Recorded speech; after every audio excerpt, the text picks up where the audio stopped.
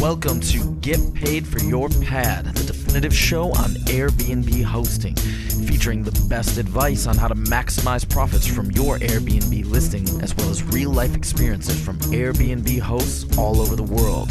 Welcome.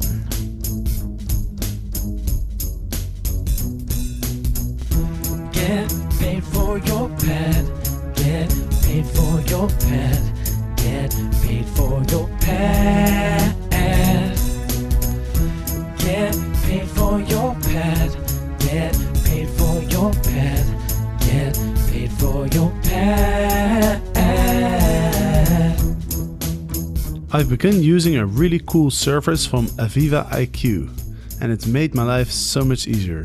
My guests love receiving all the important details about their stay exactly when they need it.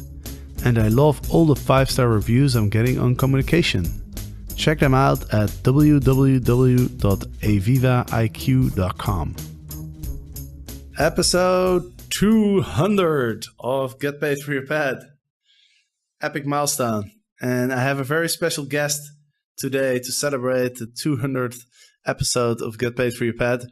He is the longest host in the city of Lafayette, started in 2013. He's got 1,776 reviews, which is the most I've ever seen of any Airbnb host. He's a full-time university professor of athletic training and sports medicine. He teaches tennis part-time. He owns a company that promotes live music events. And he's also a traveler. He's traveled to dozens of countries. And he's also a serial Airbnb entrepreneur. He's done re-leasing on Airbnb. He owns property. And he's also co-hosting, managing other people's Airbnb listings. And he has his own website. So lots of things to talk about. So welcome to the show, Toby Doré. Great to be here. Awesome to have you, man. Wow, yeah, you've got a lot of stuff going on. One of the things when you read my profile, and I'm not sure exactly when that was written. So I've been to about 40 countries up to now. So yeah, that's been a big part of the Airbnb experience, of course, staying overseas. And then I've gotten out of the live music thing, just not enough time for that. I picked up a couple more subjects teaching at the university as well. So very cool. Well, we have a lot to talk about, so let's get started. Okay. You started Airbnb hosting in March 2013, which is 4.5 years ago or so. So right. Let's go back to 2013. Like, what led you to try Airbnb? I was reading a book called The Joy of Less. So at the time, I was basically, the book premise was cleaning out your entire house, taking all your furniture, your utensils, pictures off the wall, cleaning the house, and then moving back in, and basically a minimalism book. Coincidentally, at the same time, I was also managing 2 live music venues. And one of the bands that was traveling through, they were a couple, and I was telling them after the show that I had planned a 6-week trip across the U.S. to rent a car, and I was going to drive to Canada and back from Louisiana, which if you know the geographics of that, it's on the opposite side of the United States. Drove to Vancouver and back. And so she wrote down on a napkin 2 things, Airbnb.com and Marfa, Texas. And I remember that, waking up the next morning and pulling the napkin out and going to the website. And she kind of explained to me the premise in a loud music venue of what Airbnb was about. And so on that 8-week trip, driving 8,000 miles, I started using Airbnb as a platform, as a place to stay instead of staying in hotels. Luckily, also at the same time, I listed my house, and almost immediately 2 guys rented my entire house, 3-bedroom house, for 2 months while I was gone. It basically paid for the rental car and the gas for the entire trip. I was actually staying in Airbnbs across the country and had no idea people were reviewing me. I didn't realize that until I got home. Another interesting thing was that I didn't even know how to block out my rooms because I had my bedrooms listed and also the entire house. Well, these guys had the entire house booked, and I didn't know how popular this thing was. But I was constantly getting these messages on my phone, like literally several a day, that they wanted to rent my bedrooms. And I hadn't blocked them out. I didn't even know how to block them out. I'm like, this is really popular. Like I said, there were only, one or two other hosts in Lafayette who aren't even active in it anymore. And my first experience was a $25 concrete dome shelter in the middle of the Texas desert, completely solar powered. One of the most frightening nights of my life. That was my first Airbnb experience. So my second one was in a teepee in downtown Portland in a girl's backyard. I stayed right out in the third one. I think stayed outside of a motorhome right outside of Mount Rushmore, the little town where you visit Mount Rushmore in Wyoming. So it was great first experiences. They're very unique. Awesome. And, moving forward, 4 years later, you have 6 listings. You're managing 2 listings.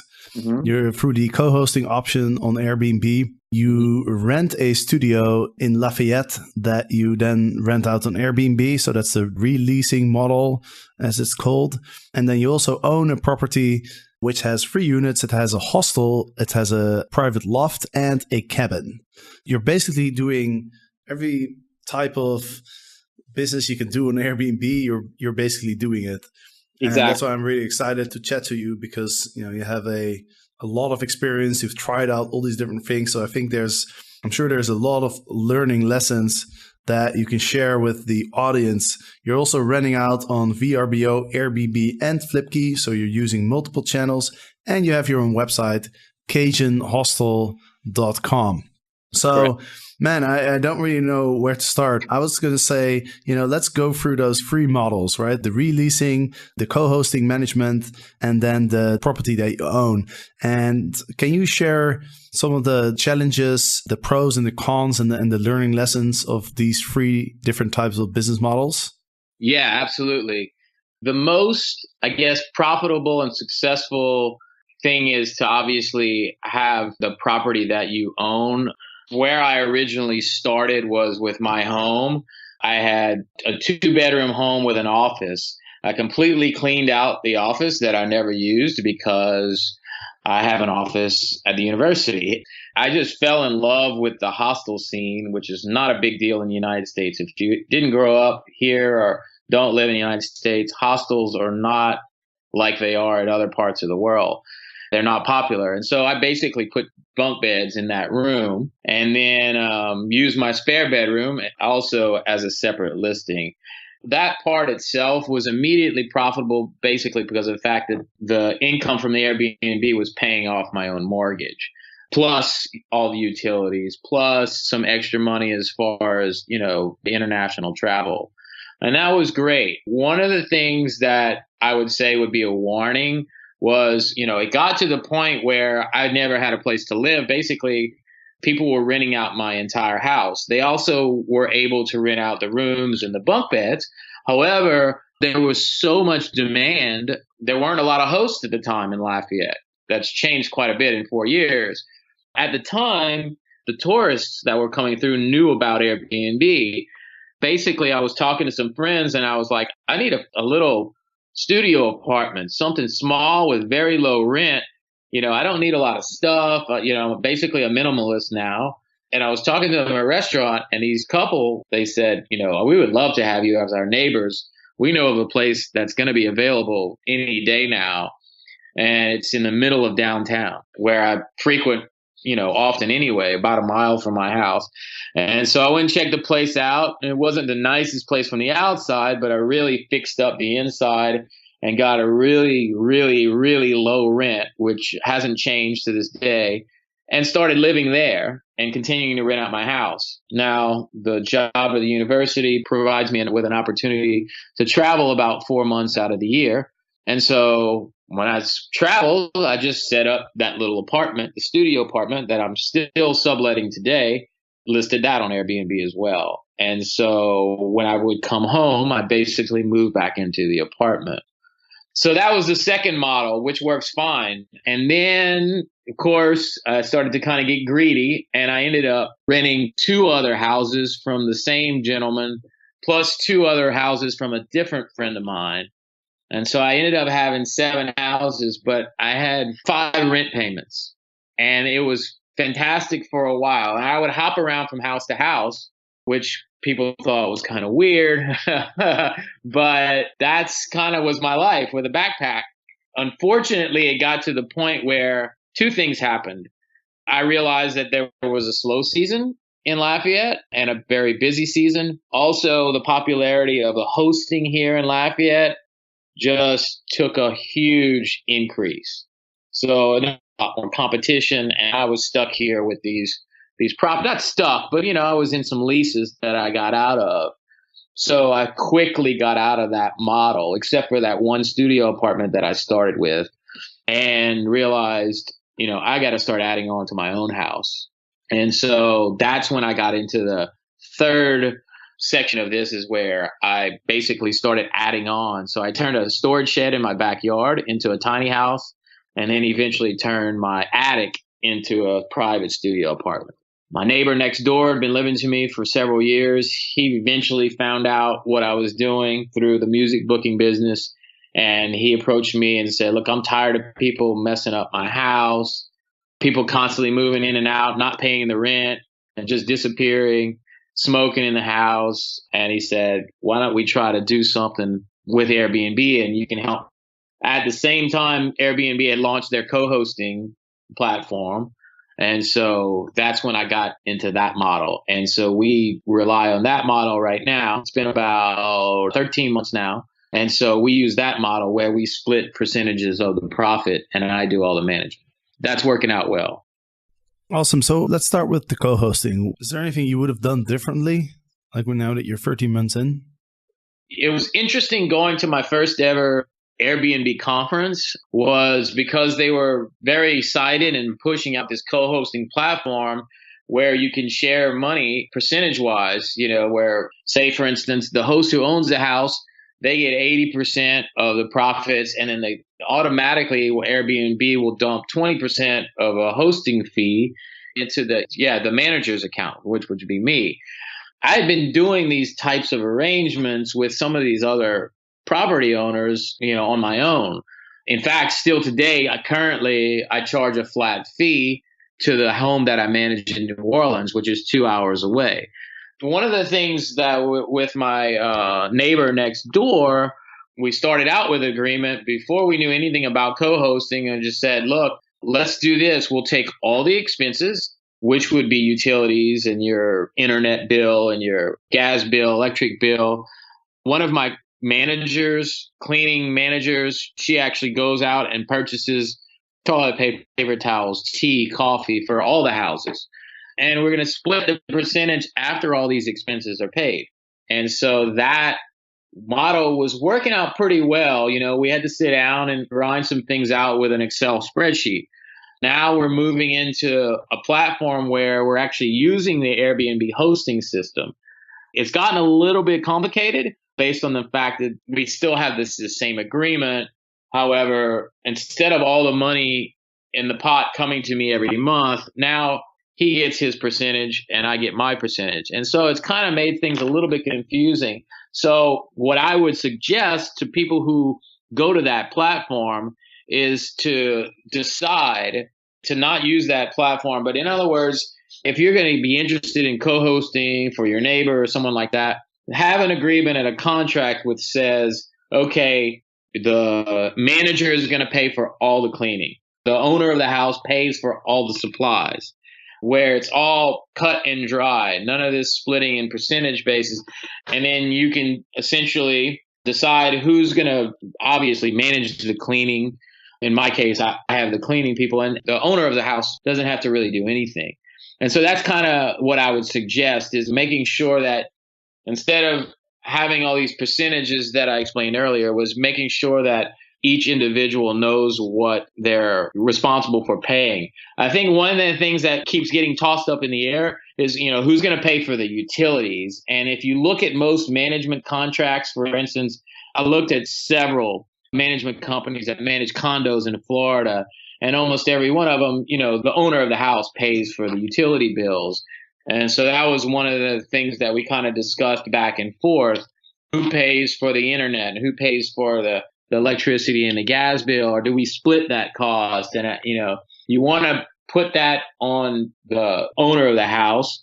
And then from my standpoint, if you think about it, because I'm managing my cleaning people, I decide how much I pay them per hour or salary. When one quits, I've got to hire another one, a cleaning. So I'm managing it. So if I'm charging cleaning fees, all that should come to me. Even if we don't charge cleaning fees, then, that's my responsibility to pay for the cleaning staff, to have insurance for those workers. So that's what I would suggest is, I went through the pitfalls of doing it the other route, but it's definitely how I would do it differently. Hosts, does it feel like you're spending way too much time responding to questions from your Airbnb guests? Is the fear of a possible bad review keeping you up at night? I recently learned about a really helpful service called Aviva IQ. With Aviva IQ, my workload and worries have reduced dramatically. All I had to do was link my Airbnb listings to Aviva IQ, create my messages, and schedule delivery times. That's it. I can't believe how easy it was to set up. Now I can sit back and relax knowing that my guests receive all the important details on time, every time. Everybody sleeps better. Check them out at www.avivaiq.com. Now let's talk about the property that you own. You have a hostel there, you have a loft, and you have a cabin. So how do you manage all that? I learned a lot of tricks, even on that first trip. The following year, after driving to Vancouver, I decided to drive to what I call the motherland, where my ancestors are from, to New Brunswick, Nova Scotia area. Another 8,000-mile trip. So I stayed in a lot of Airbnbs in those 2 consecutive summers, and I picked up so many tips from these different hosts, particularly one summer when I stopped in Las Vegas. This was literally 5 years ago. Now it's a platform on Airbnb where you can buy key-coded doors. And that was the first thing that I saw that I wanted to make a change when I got home, especially for someone like me who has a full-time job and travels overseas 4 months out of the year. Everything is automated. So basically, I call it a hostel, but I don't take walk-up cash. I don't take credit cards. I don't have to worry about checking passports and IDs. Everything is done online. Once they confirm the booking, they get a code. So basically, each one of the 3 properties has a keypad code lock on them. Also, the private rooms. So my hostel basically has 2 private rooms, and they have key-coded locks on the doors as well. And so they actually get 2 codes whenever they confirm a reservation. This is a secret, but I'm going to let it out right now. Is my manager for the past year and a half has never been here. I've never met the guy. He lives in Venezuela. So he's actually just moved to Colombia. So basically, he does the management of the reservations online. And that's another thing that has helped me out a lot because he's bilingual and also he's very on task. He's in a different time zone, but, he's probably one of the best people who've ever worked for me in any kind of business that I've been involved with. As far as the management of it, with all the other things going on, plus teaching tennis part-time, you've got to utilize your staff as much as possible. And do you have any other staff? I imagine you probably have a bunch of cleaners. You're right. So the manager, I call him my manager, his primary job is booking reservations and leaving reviews. I have my sister-in-law who's been with me. She's actually run the entire company for about 6 months in the past. And then she ended up having 2 children back to back. So she now is pretty much my solid cleaning person. And then I have another individual who's been with me for 2 years as well. She's got 17 years of cleaning experience and managing a cleaning company. And she started out just cleaning my house before I even got into Airbnb. And I gave her a call one day. I've also been through some interns from the university. So the university's totally fine with me having, as long as I pay them, of course, paying paid interns, business management, hospitality management, and they just get unbelievable amount of experience. I also use a company called World Packers. So I give them a dorm bed in the dorm room in exchange for doing cleaning and some of the social media and marketing. Those guys usually stay 1 or 2 months, and I think I've had 6 or 7 of those, and we're waiting on another one to show up any day. As much as I've done with different arrangements with landlords and other property owners and my own house, I've done a lot of variety of things as well as far as the management. And I haven't really had any other choice because I have the full-time job and the traveling. So you've pretty much completely outsourced all of your Airbnb businesses. That's pretty amazing. Would you mind sharing like some numbers about, what the percentages that you're getting for managing the units and what you're paying your own Airbnb management and the other staff members? This is the southern deep south of the United States in a town of about 150,000 population. And so when you have to think about cost of living comparable to where I am. So the house that I manage in New Orleans, this is an upscale 3-bedroom, 3-bath house in an upscale neighborhood in Uptown, what we call Uptown New Orleans. And so we worked out a deal. The owner happens to be a very, very close friend of mine. He actually lives downstairs. So I don't handle any of the cleaning. Basically, we handle the reservations because he's 2 hours away. And he much preferred just doing a flat fee. Percentages make more sense. However, this is in New Orleans, Louisiana. In my opinion, a shortage of hostels and hotels. And then there's Airbnb has just flourished there. So the place is constantly booked. Basically, I would say the flat fee percentage wise ends up being probably something like 30% of the profit. And then the next door house that I manage here now, I'm doing a one-time thing because it was a learning experience for both of us. And we said we were going to do a trial where we split 80-20. So 80% of the profits go to him, 20% of the profits go to me. I've looked at several contracts, different types of property management. New Orleans even has its own specific short-term rental Airbnb property management company, manages like 24 properties. And, their fee is somewhere around 30 to 35%. And so in the future, that's kind of where I'm looking to go if I want to take on and decide to take on any other.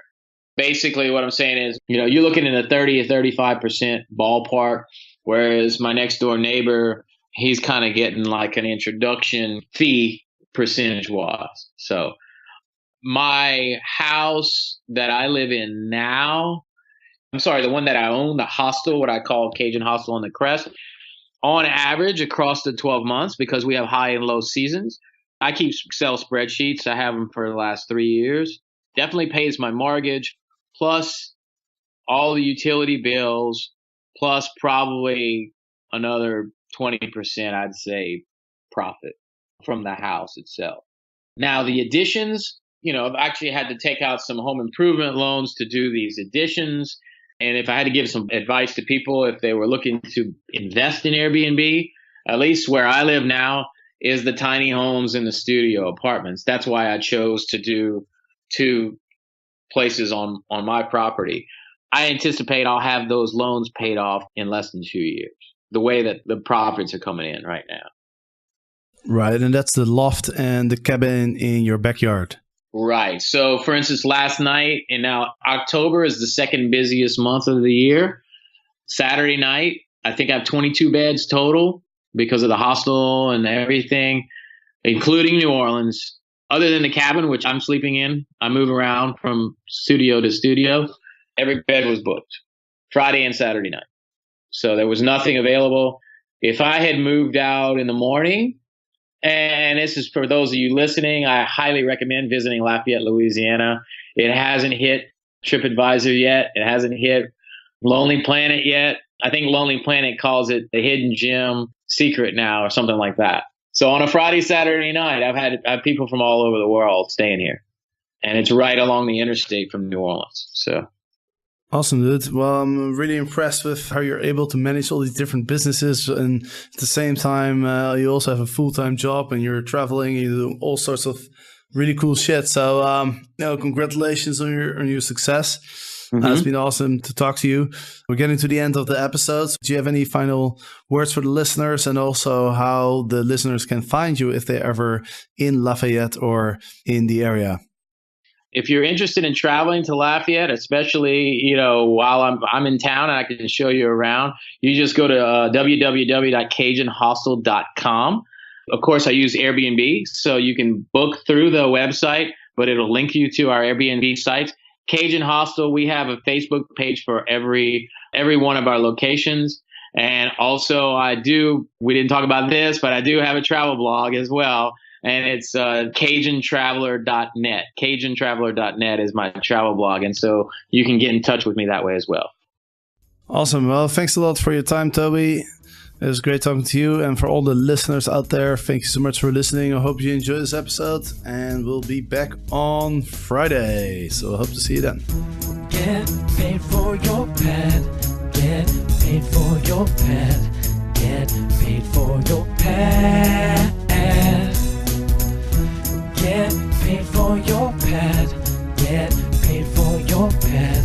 Get paid for your pad.